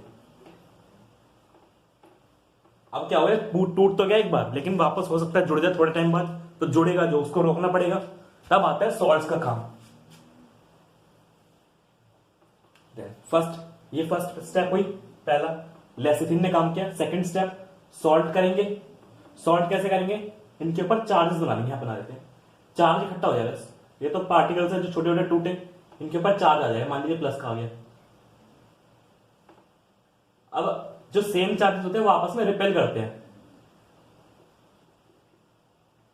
सब पे चार्ज आ जाएगा, मान लीजिए पॉजिटिव चार्ज आ गया, जिस वजह से होगा जब सेम चार्ज है दोनों सब पे, तो क्या होगा, सारे पार्टिकल्स एक दूसरे से दूर दूर भागेंगे, तो क्या होगा, वापस चिपक के दोबारा से बड़ा गोला नहीं बन पाएंगे, जो बिग पार्टिकल है वो नहीं बन पाएंगे, जो वरना लेसनिंग का वर्क क्या होगा, खराब हो जाएगा अगर दोबारा वापस से चिपक गए। तो सेकंड स्टेप हुआ help to maintain short particles.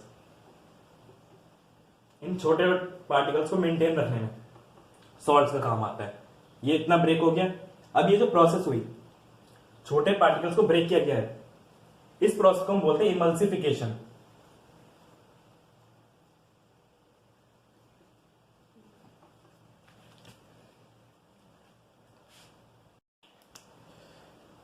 देखिए इमल्सिफिकेशन क्या होता है, बड़ी चीज को छोटे छोटे पार्टिकल्स में तोड़ना, उसे हम कहते हैं इमल्सिफिकेशन। किसने किया, लेसिथिन ने करा। ये यहाँ पे तोड़ किसे रहे हैं बेसिकली, ये बात भी आती है भाई, ये फैट को तोड़ रहे हैं, याद रखिएगा, ये फैट को तोड़ रहे हैं। फैट के जो बड़े बड़े मॉलिक्यूल्स है ना, उनको छोटे छोटे मॉलिक्यूल्स में तोड़ रहे हैं। तोड़ दिया और फिर इन पे चार्ज आ गया, जिससे मेंटेन रहा छोटे छोटे पार्टिकल्स में। तीसरा था पिगमेंट्स का, ये करते हैं जो फूड है उसको कलर देते हैं, गिव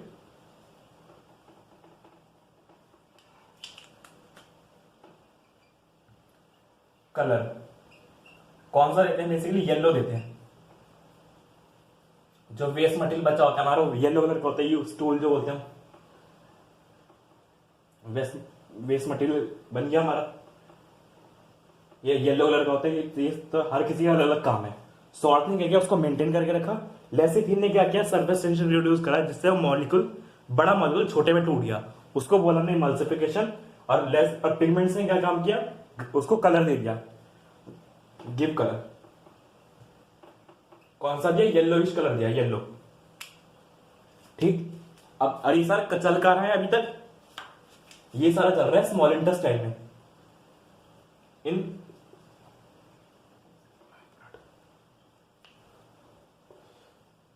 इन स्मॉल इंटेस्टाइन, ये वहां पे तीन चीजों का सेक्रेशन आ रहा है। तो लिवर का आ गया, अब आएगा पैनक्रियास का, स्मॉल इंटेस्टाइन।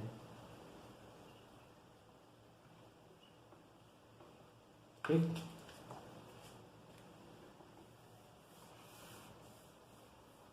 आगे देखते हैं।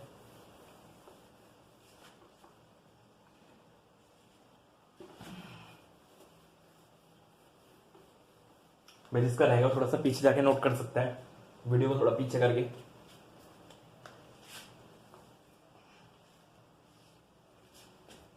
अब बारी आती है, देखिए पैनक्रियाज से निकल रहा है। सबसे पहले देखिए पैनक्रियाज में से एंजाइम निकलते हैं। कौन कौन से निकलते हैं? प्रोटीन के लिए भी निकलते हैं यहाँ से, हर चीज के लिए निकलते हैं यहाँ से एंजाइम। प्रोटीन, कार्बोहाइड्रेट और फैट तीनों के लिए निकलता है। लेकिन क्या होता है, स्टार्ट कैसे होती है प्रोसेस? सबसे पहले initial step, initial step is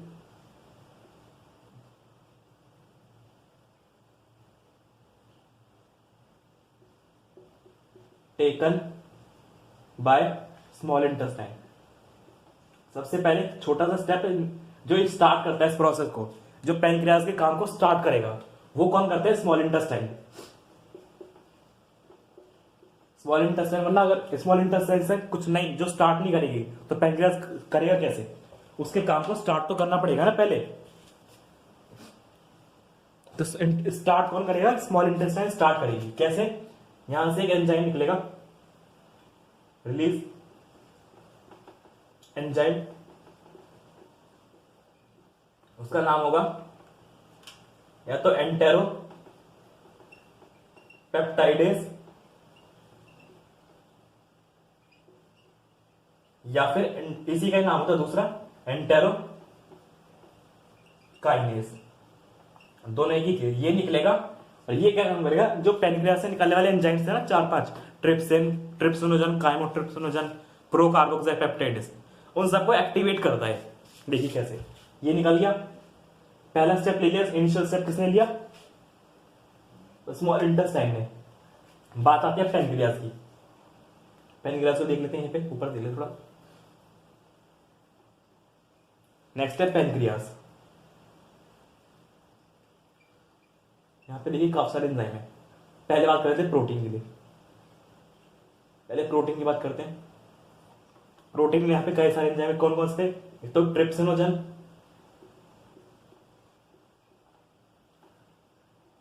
प्रोकार्बोक्साइपेप्टाइडेज,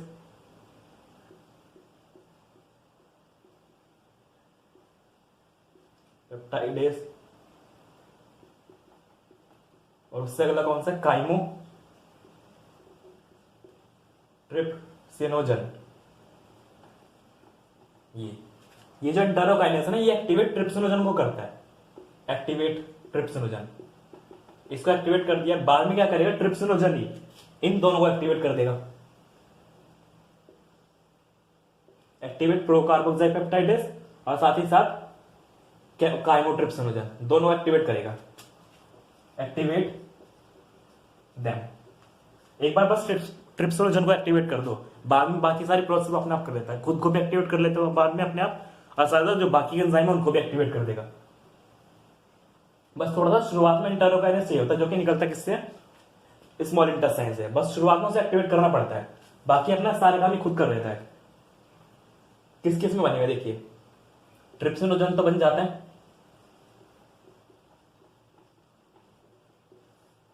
trypsin में,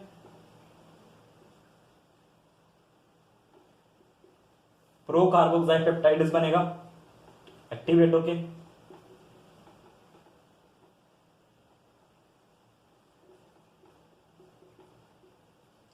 कार्बोक्साइपेप्टाइडेज,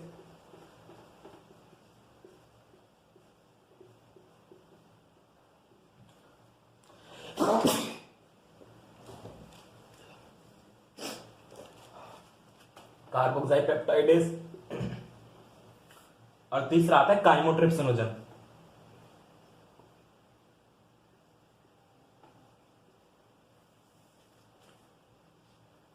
ट्रिप्सिनोजन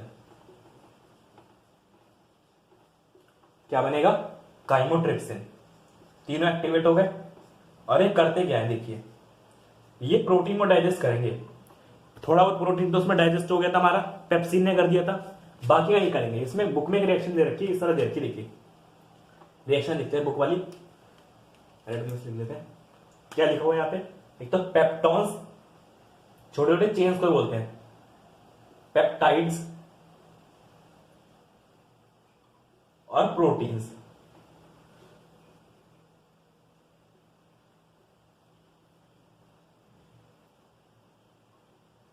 प्रोटीन्स, तीनों को लेके तीनों को डाइजेस्ट करता है। कौन कौन से एंजाइम आएंगे? ये तीनों, ट्रिप्सिन,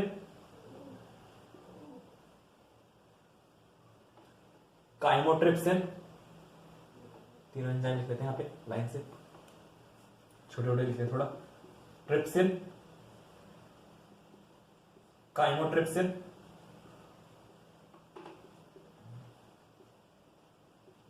और कार्बोक्साइपेप्टाइडेज।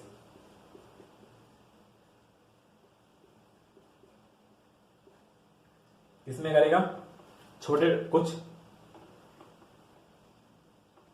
एमिनो एसिड्स मिलेंगे साथ में हमें, और साथ ही साथ में छोटे छोटे और पेप्टाइड्स मिलेंगे, कुछ डाइपेप्टाइड्स मिलेंगे, डाइपेप्टाइड्स और प्लस पेप्टाइड्स, कुछ बड़े पेप्टाइड्स मिलेंगे। डाइपेप्टाइड्स क्या है? सिंपल डाइमर है ये, जैसे प्रोटीन के दो एमिनो एसिड साथ में जुड़े हुए ना तो उसे डाइपेप्टाइड बोल देते हैं। तो ये सारी चीजें इसकी बुक में रिएक्शन दे रखी है, बुक में शायद सिर्फ इतना लिखा हुआ है डाइपेप्टाइड सर, एक बार से चेक कर लीजिएगा, अभी दिखा देंगे यहाँ पे लेक्चर के लास्ट में। ये रिएक्शन है, ये यहाँ पे होती है प्रोटीन के लिए, फर्स्ट रिएक्शन है, फर्स्ट रिएक्शन। तीन चीजें में, एमिनो एसिड, डाइपेप्टाइड्स और पेप्टाइड्स, इन तीनों ने काम किया, पैनक्रियास से प्रोटीन का डाइजेशन यहाँ पे हो गया। नेक्स्ट आता है पैनक्रियास से काफी सारी चीज निकलती हैं। अब बात आती है फैट की। फैट के लिए क्या होगा?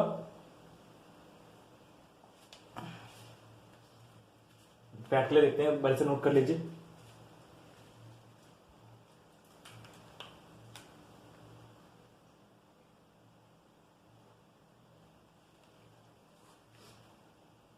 फैट के लिए देखते हैं, चलिए आगे। एक बार तीनों एंजाइम ने प्रोटीन का तो कर दिया, अब बात आती है फैट की।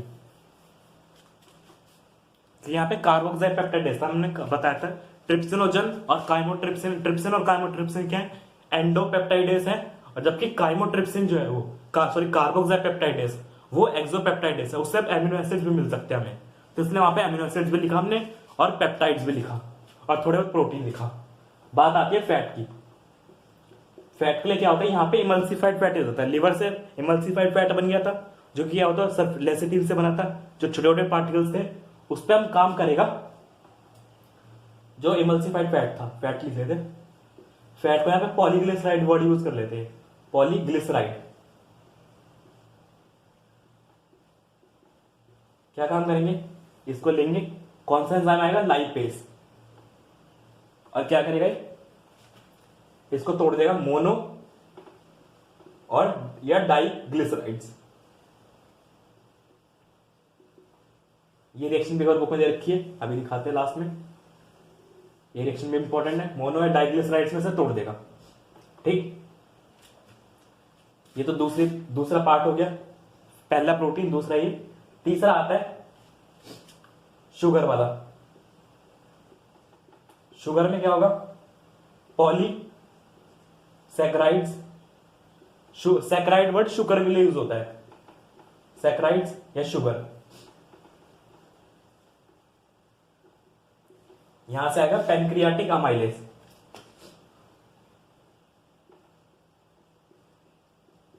पैनक्रियाटिक अमाइलेज,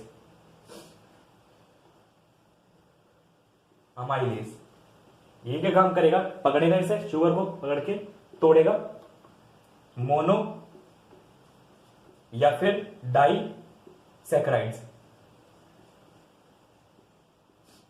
डाइसैकेराइड्स में तोड़ दिया। अब तक शुगर कहते हैं जो पॉलीमर थी ना वो दो यूनिट्स में आ गई है, टूट टूट के। प्रोटीन्स में हमारे दो यूनिट्स में आ गए, डाइपेप्टाइड्स में, और शुगर भी हमारे दो में आ गई, और फैट भी हमारे दो छोटे छोटे मॉलिक्यूल्स में आ गए, छोटे छोटे पार्टिकल्स में टूट गए, पैनक्रियाटिक अमाइलेज है। चौथी चीज क्या थी हमारी? न्यूक्लियसिस।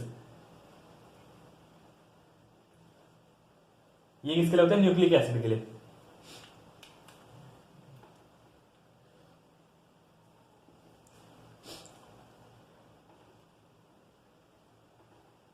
न्यूक्लियसिस ये क्या मतलब? न्यूक्लिक एसिड को तोड़ते हैं, एसिड।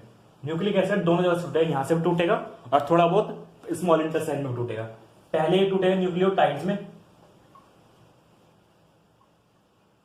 फिर टूटेगा न्यूक्लियोसाइड्स, न्यूक्लियोटाइड्स में टूट गया, फिर न्यूक्लियोसाइड। ये reaction important, nucleoside plus phosphate, इतना टूट गया। और फिर थोड़ा बहुत और आगे टूटेगा तो शुगर, बेस और प्लस फॉस्फेट, तीनों में अलग हो जाएगा। ये रिएक्शन है, ये बुक में दे रखी है चारों के लिए, चारों की रिएक्शन दे रखी है भाई, बुक में भी दिखाते हैं।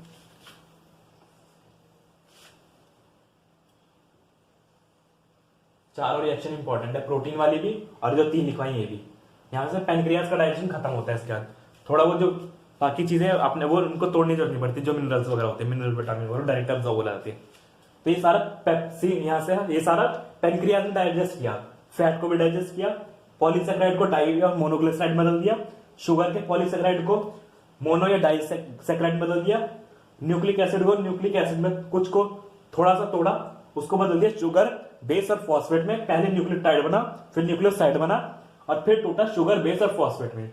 और प्रोटीन को क्या किया, प्रोटीन को थोड़ा एमिनो एसिड्स में और पेप्टाइड्स में, और थोड़ा बहुत प्रोटीन्स बच गए। पेप्टाइड्स और प्रोटीन एक ही चीज होती है। पेप्टाइड क्या होता है, चेन ही तो होती है एमिनो एसिड की, और एमिनो एसिड की चेन पे प्रोटीन बोलते हैं। तो दोनों का अलग अलग नाम यूज करते हैं, सेम यूज करते हैं, कोई दिक्कत नहीं है।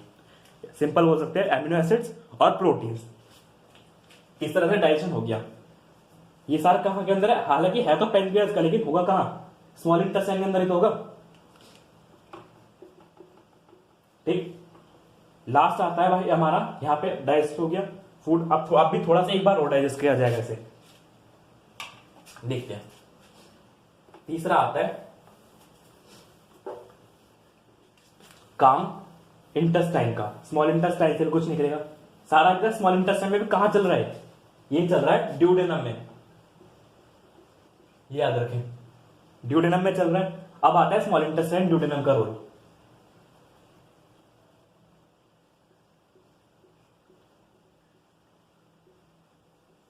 ठीक, ड्यूडेनम में देखते हैं यहां से कैसे एंजाइम निकलते हैं। देखिए अब तक डाइपेप्टाइड्स, डाइमर में टूट गई सारी चीजें, तो यहां से डाइमर के लिए एंजाइम निकलेंगे। सबसे पहले जो एंजाइम निकलेगा यहां पे, शुगर के लिए कौन सा निकलेगा, शुगर के क्या बनेगा, डाइसेक्राइड्स,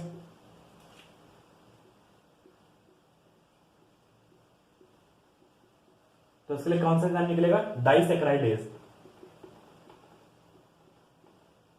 डाइसेक्राइडेज बताए थे, उससे टूट के क्या बनेगा, मोनोमर बन जाएगा, शुगर, छोटे छोटे शुगर्स बन जाएंगी। देखिए अब मोनोमर, यहां पे इन्होंने कुछ डाइसेक्राइड्स के नाम दे रखे हैं, वो इंपॉर्टेंट है, कई बार पूछे गए हैं, उनको याद रखिएगा। एक देर का सुक्रोज, ये भी एक डाइमर होता है। इस पे कौन सा डाइसेक्राइडेज काम करेगा, जैसा नाम जैसा डाइसेक्राइड वैसे उसके उसका नाम भी एंजाइम का। यहां पे काम करता है शुक्रेज, जिसके लास्ट में एस लगा होता है वो एंजाइम होता है। क्या करेगा, इसको किस किस में तोड़ेगा, इंपॉर्टेंट है भाई। एक तो ग्लूकोज और फ्रक्टोज, फ्रक्टोज ये सारी क्या शुगर्स होती हैं। दूसरा आता है माल्टोज, माल्टोज भी एक डाइसेक्राइड है। इसके लिए कौन सा एंजाइम काम करेगा, माल्टेज, तोड़ देगा इसे ग्लूकोज में प्लस ग्लूकोज में, 2 यूनिट मिल जाती है ग्लूकोज की। ये सारी शुगर के टाइप होते हैं, फ्रक्टोज और ग्लूकोज। तीसरा आता है लैक्टोज, 3 दे रखे, तीनों इंपॉर्टेंट है। लैक्टोज,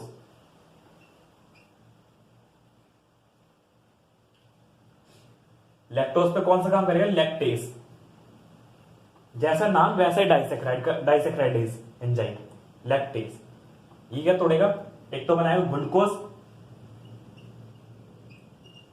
और दूसरा बना देगा गैलेक्टोज।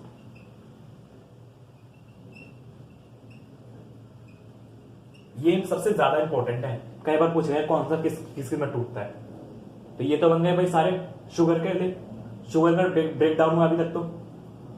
उसके बाद आता है भाई फैट के लिए, नंबर 1 डाल देते हैं शुगर। यहां पे बस हमारा डाइजेशन खत्म होने वाला है, फिर इसको लाइन डाल देते हैं। बस थोड़ी देर का और रहेगा डाइजेशन, देख लीजिए। इसका कौन सा आता है, फैट का।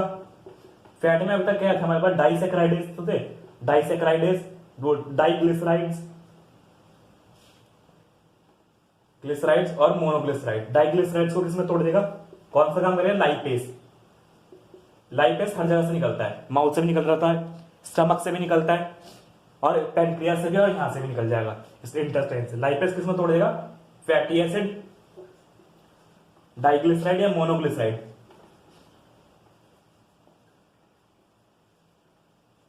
इसमें फैटी एसिड प्लस ग्लिसरॉल।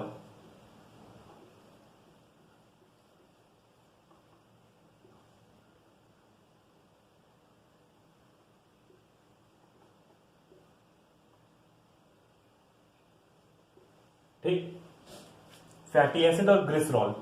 यहां फैट का डाइजेशन भी हो गया, इस तरह से फैट कंप्लीटली डाइजेस्ट हो गया। तीसरा किसका आता था, तीसरा आता है यहां पे न्यूक्लियोटाइड्स जो बने, छोटे छोटे न्यूक्लियोटाइड्स बने। याद रखिएगा इंटेस्टाइनल जूस में जो निकलता है ना यहां से ड्यूडेनम से, इसको हम बोलते हैं इंटेस्टाइनल जूस। पैनक्रियास से निकलने वाला पैनक्रियाटिक जूस, लिवर से निकलने वाला बाइल जूस, इंटेस्टाइनल जूस।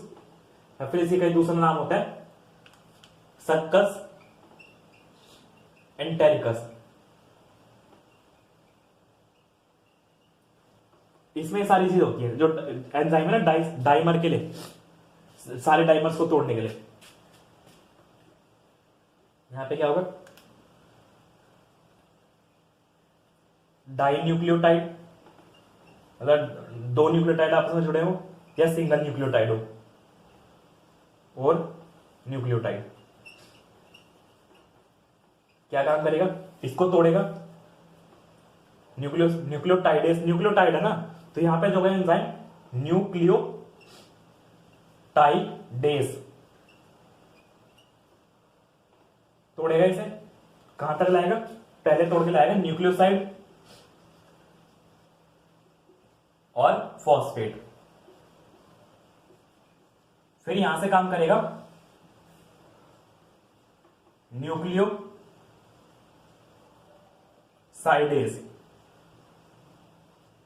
और ये तोड़ देगा शुगर और बेस। और फॉस्फेट ग्रुप तो अपना पहले से ही है, फॉस्फेट। ठीक, यहां से हमारा न्यूक्लिक एसिड का भी डाइजेशन हो गया। यहां पे हमारा पूरा, थोड़ा सा नीचे ध्यान से पूरा देख लीजिए, दिख रहा है तो, दिख रहा होगा, एक मिनट, पूरा दिख रहा है। उसके बाद कौन सा बचा था लास्ट हमारा, शुगर हो गया, प्रोटीन। प्रोटीन में भी क्या होगा, चौथा ऊपर देख लेते हैं, प्रोटीन भूल जाइए, इसको मिटा देते हैं, ज्यादा ऊपर में फिर वो शाइन करेगा, दिखेगा नहीं, इसलिए क्या लाना है, प्रोटीन्स। प्रोटीन्स में अब तक क्या बचा था हमारे पास, डाइपेप्टाइड्स तो बचे थे हमारे पास, पेप्टाइड्स,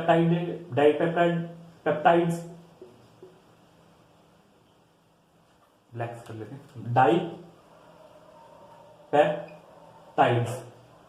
डाइपेप्टाइड्स को लेंगे, एंजाइम लगाएंगे डाइपेप्टाइडेज,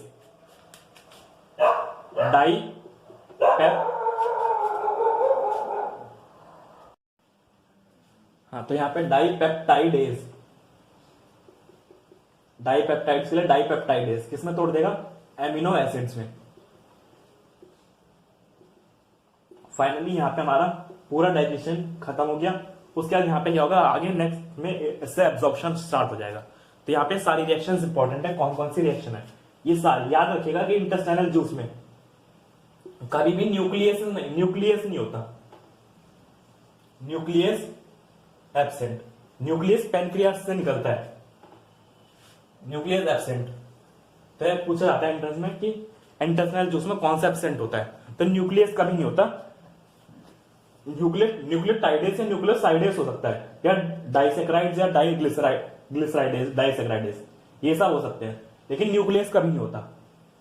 ठीक, तो यहाँ पे हमारा डाइजेशन का पूरा सिस्टम खत्म हो गया, डाइजेस्टिव सिस्टम का पूरा डाइजेशन का प्रोसेस। नेक्स्ट क्लास में हम अपना दूसरा वाला स्टार्ट करेंगे, एब्जॉर्प्शन, रेगुलेशन और डिजीज के बारे में पढ़ेंगे। फिर हमारे चैप्टर धीरे धीरे खत्म हो जाएगा। तो एक बार इसके रिएक्शन देख लीजिए, कौन कौन सी रिएक्शन इसमें अंदर आती हैं। जब तक हमने सारी पढ़ी, डाइजेशन की रिएक्शन देखिए सारी, देखिए एंजाइम में देखिए सारी रिएक्शन देखिए। सबसे पहले तो यहाँ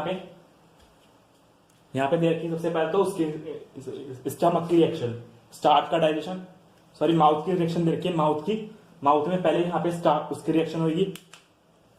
स्टार्च के डाइजेशन में 30% हाइड्रोलाइज हो जाएगा, 30% ब्रेक हो जाएगा।